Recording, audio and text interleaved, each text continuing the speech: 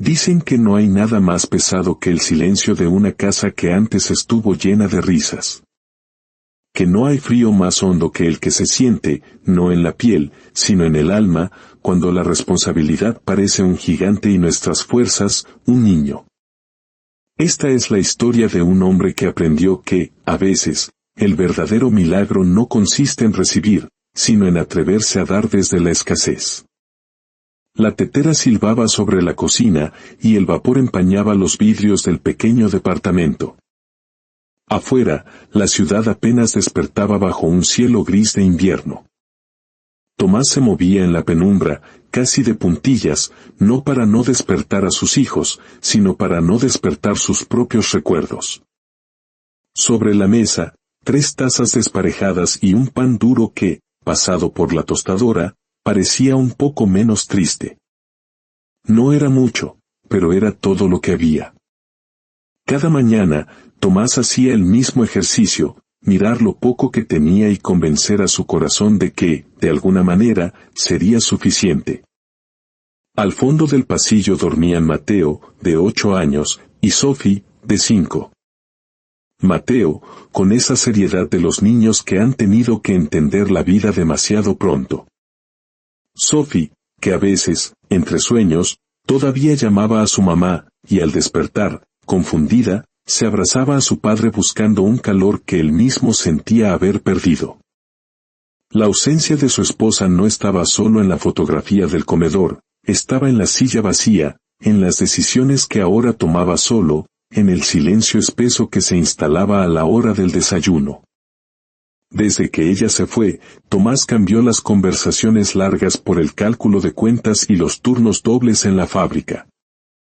Aprendió a hacer trenzas torcidas en el pelo de Sophie y a preparar el chocolate caliente para Mateo, aunque a veces la leche se le quemara y tuviera que fingir que ese sabor ahumado era un secreto de la receta.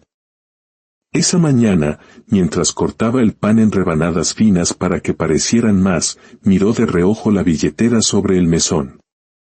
No necesitó abrirla. Sabía de memoria los pocos billetes que guardaba y el peso de los muchos días que faltaban para fin de mes.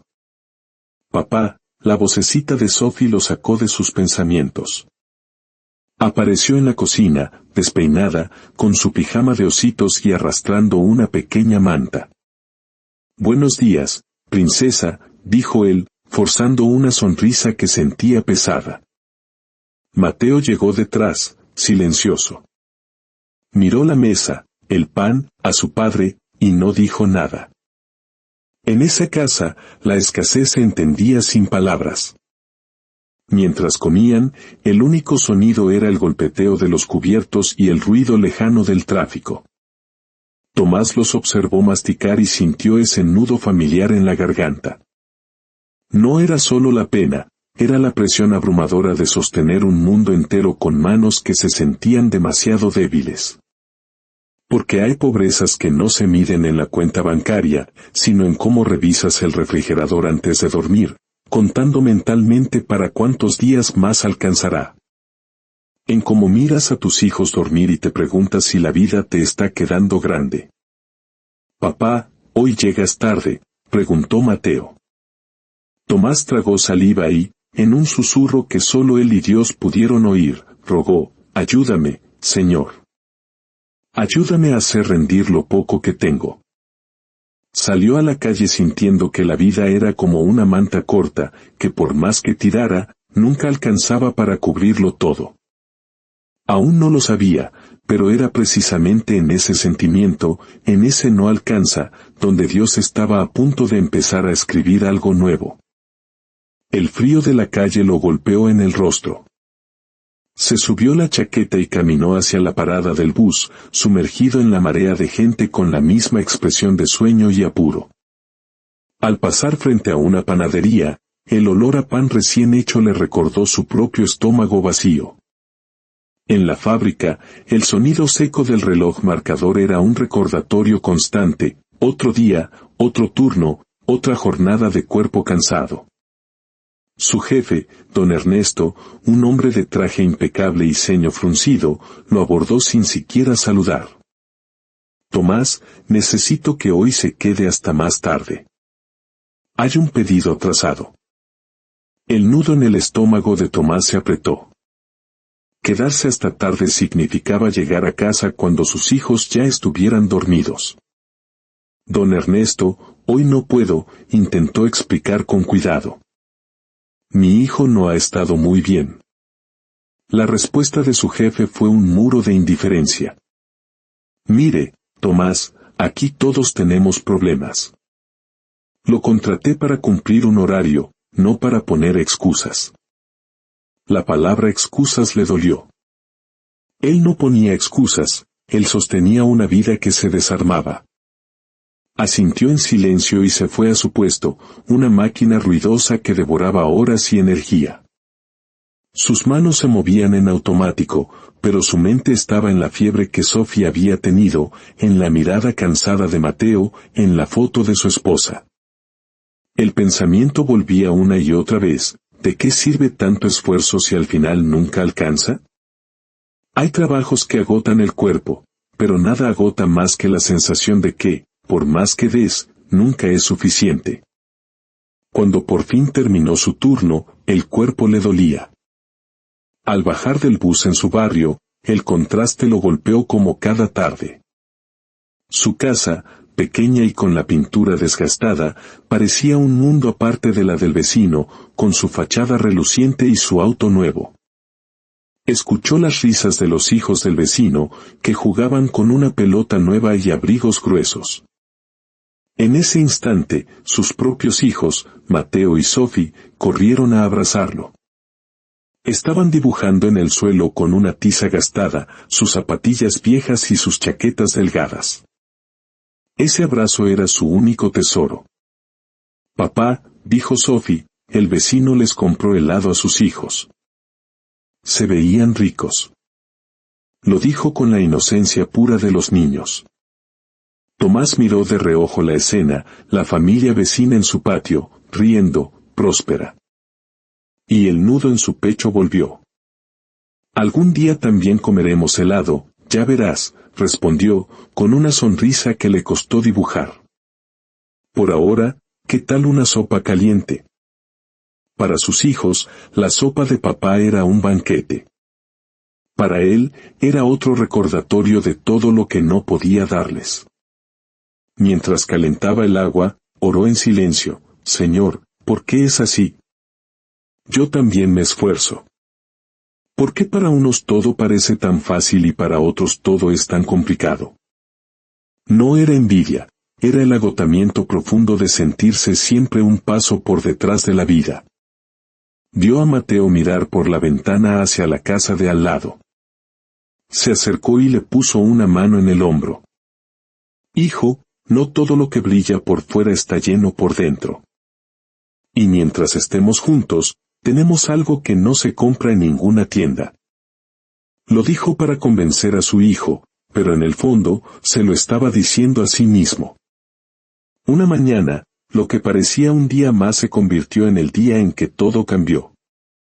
Al ir a despertar a los niños, encontró a Mateo ardiendo en fiebre. El corazón se le detuvo. Miró el reloj. Sabía lo que significaba, si se quedaba, llegaría tarde al trabajo.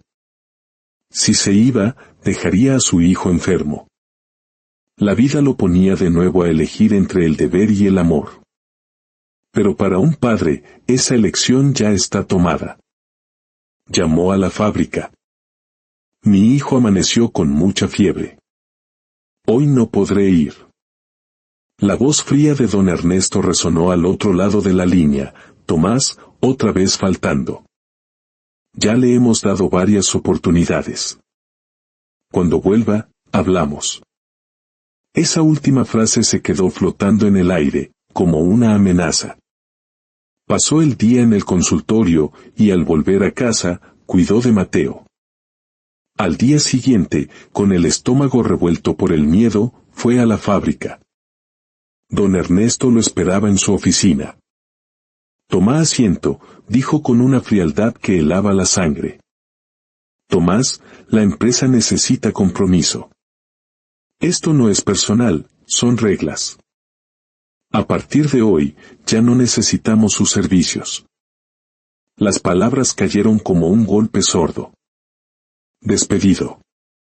Esa palabra significaba la renta, la comida, los cuadernos, el gas, el futuro incierto de sus hijos.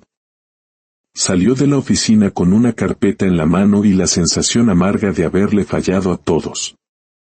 Un solo pensamiento se repetía en su mente, ¿y ahora qué? ¿Qué voy a hacer si ya no tengo ni siquiera lo poco que tenía?